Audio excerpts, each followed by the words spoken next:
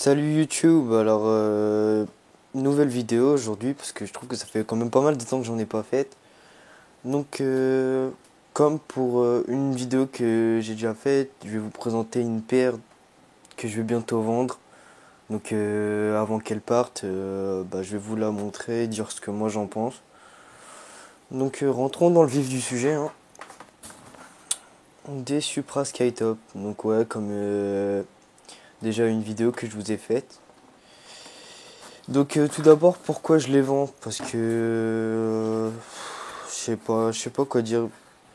C'est ouais, j'ai besoin d'un peu d'argent et c'est c'est une paire qui me plaît mais vraiment sans plus. Donc voilà, on va dire que je vais pas avoir tellement mal au cœur en les vendant.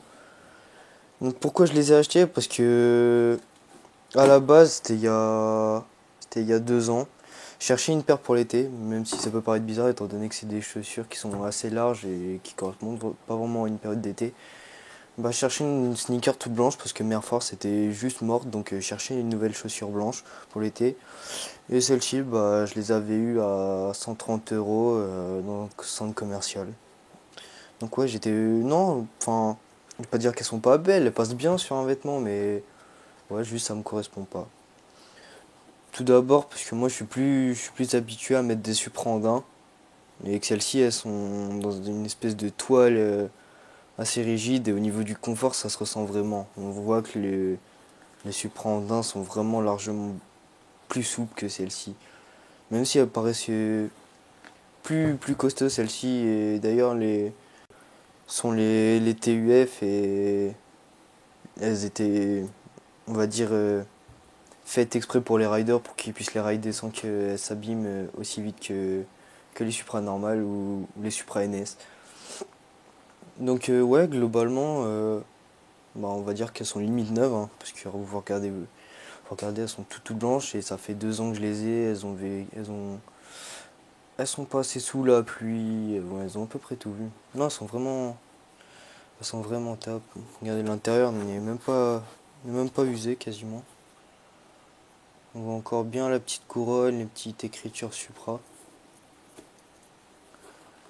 Non, par contre, ce que j'adore sur ces chaussures, comme toutes les Supra, c'est les lacets en wax. Je les trouve je les trouve vraiment stylés.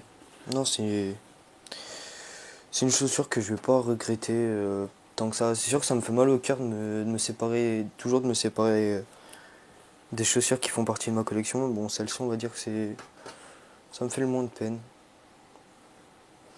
Donc oui, comme les Jordan, j'avais proposé de vous faire une vidéo où on peut reconnaître, les petits détails qui permettent de reconnaître une fausse d'une vraie Jordan. Je pense que je peux faire pareil pour les Supra, sachant que j'ai moi-même une fausse paire de Supra Skytop, donc ça pourra servir de point de comparaison. Donc je pense que ça peut être vraiment pas mal. Voilà, un dernier tour, je vais vous montrer la deuxième, qui s'est fait timide pour le moment. Donc voilà mes deux petites Supra. Non, je les aime bien parce que ça a été une bonne alternative à mes Air Force, même si je préfère mes Air Force. Et au final, je regrette pas de les avoir achetées parce elles m'ont bien servi jusqu'à temps que je m'en sépare.